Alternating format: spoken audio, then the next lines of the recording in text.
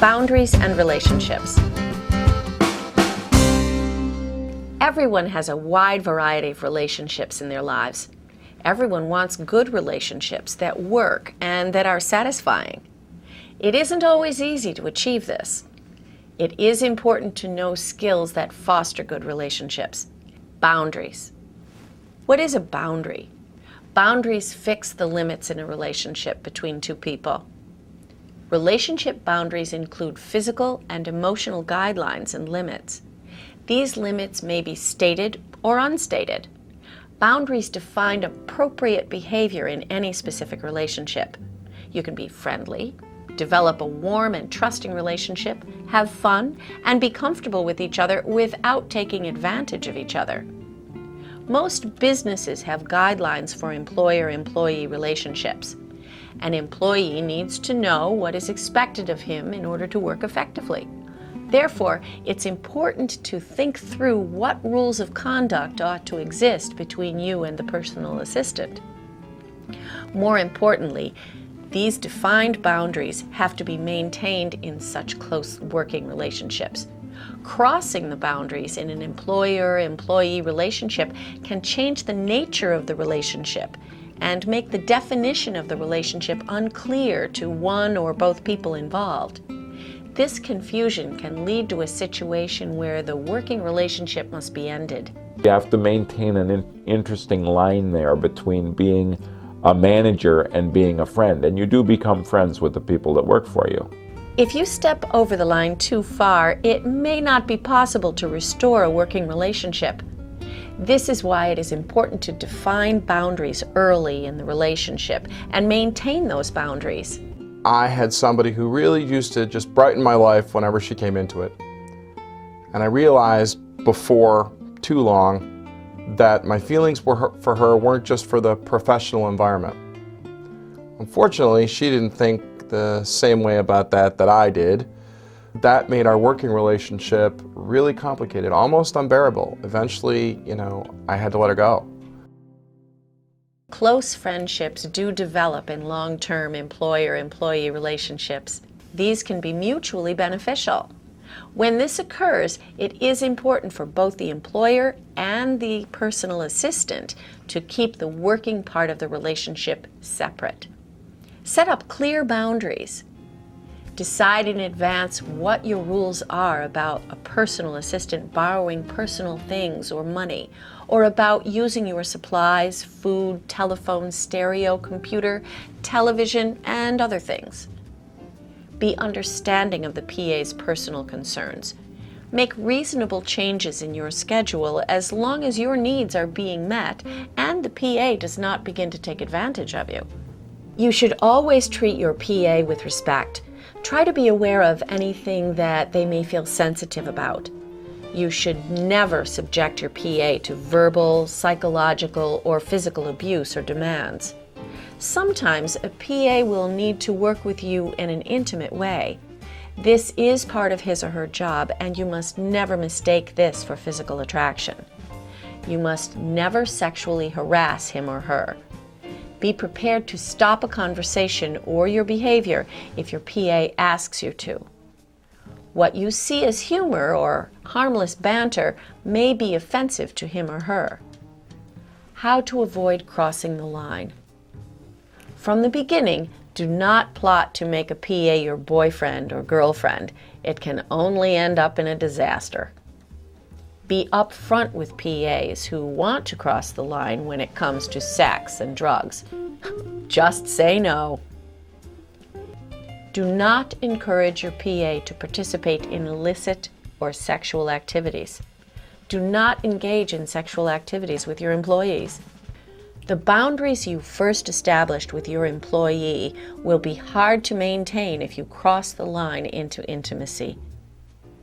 Recognizing fading and blurred boundaries. Sure signs of unclear boundaries are unnecessary physical contact, socializing with a PA outside working hours, assuming too much familiarity, for instance, borrowing money or clothes from each other, extending working hours so that the PA will be around more, disclosing unnecessary personal information. I had an aide once with 2 small children who called me up one day and said, look, my babysitter called in sick. Would it be okay if I just bring the kids to work with me? Now, I'm pretty good with kids, and to be really honest, they didn't really cause all that much trouble. However, it kept happening. Before long, I found myself in a regular childcare situation while she's off dealing with other stuff outside of my house. I had to let her go. I almost quit being a PA. One time, my employer gave me some money and told me to go pick something up, and it turned out to be pot, and I had to quit. Your relationships with your PAs are close and complex. Your relationships with friends or family members who provide services for you, paid or unpaid, can be even more complex.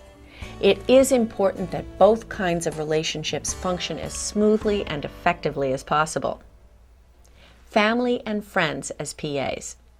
These close personal relationships bring with them all the history between you and family or friends. Parents may think they know what is best for you. Brothers or sisters may have a special emotional hold on you. Friends may feel a change in the role they play in your life.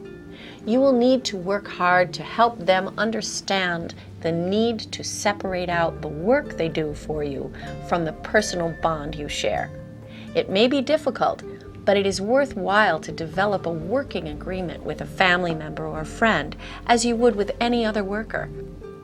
One of the hardest things for family members to understand and remember is that you are an individual in your own right. You have the right to control your own life. You have the right to be autonomous and to have time away from family, friends, and the PA. This means that they should respect your individuality. They should respect your right to make your own decisions, to have things done the way you want them done, and to make other choices. Like everyone else, you live and learn from the choices you make. If you and your family have decided that some or all of your personal assistance services are to be provided by family members, you will want to take steps to support these family members.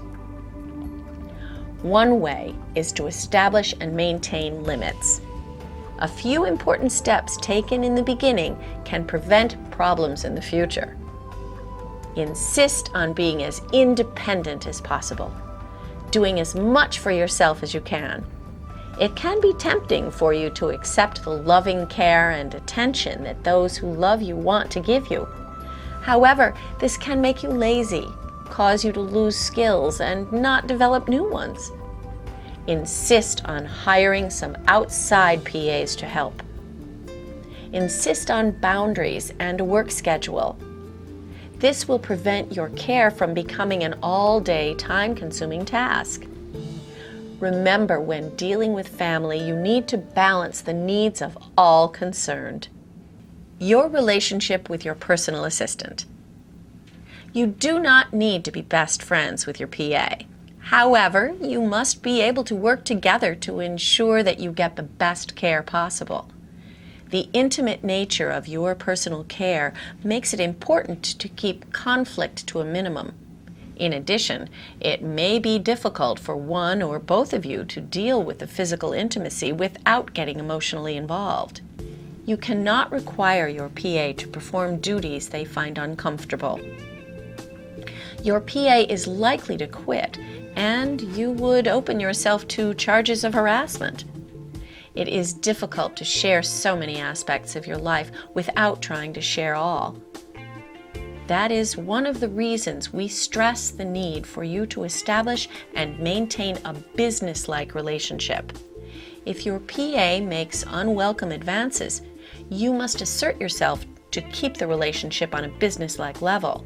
The way I look at it is, if my aide were working at McDonald's, could they get away with it? And that's a delimiter I use all the time because I eat at McDonald's a lot. But I always remember that they're staff and to have a certain line where you can't cross.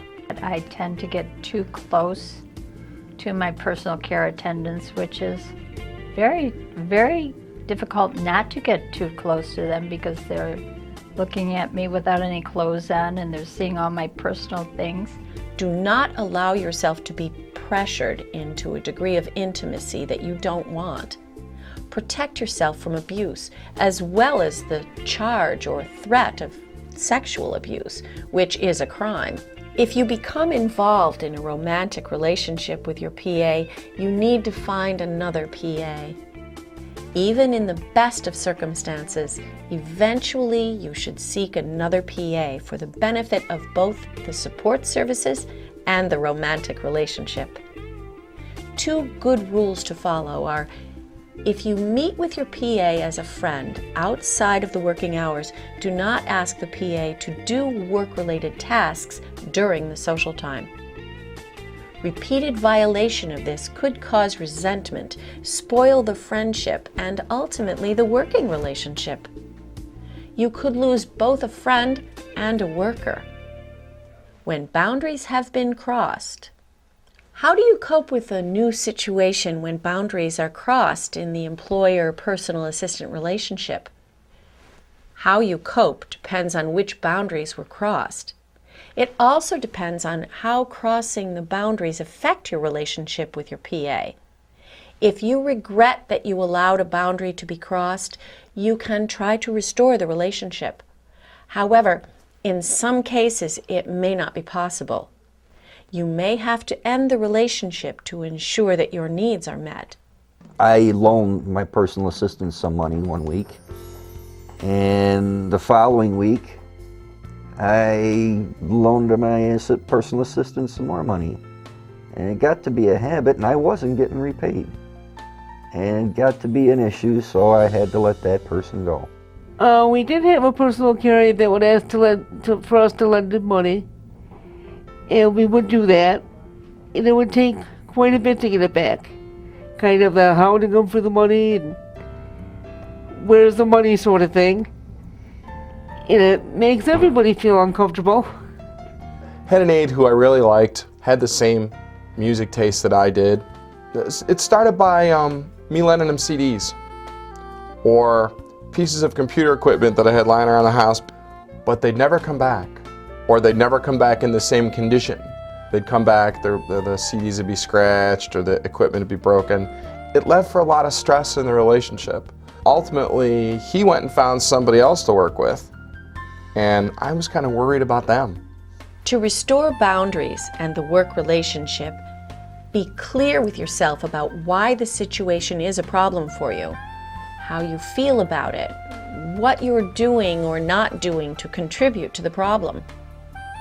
Deal with the situation immediately.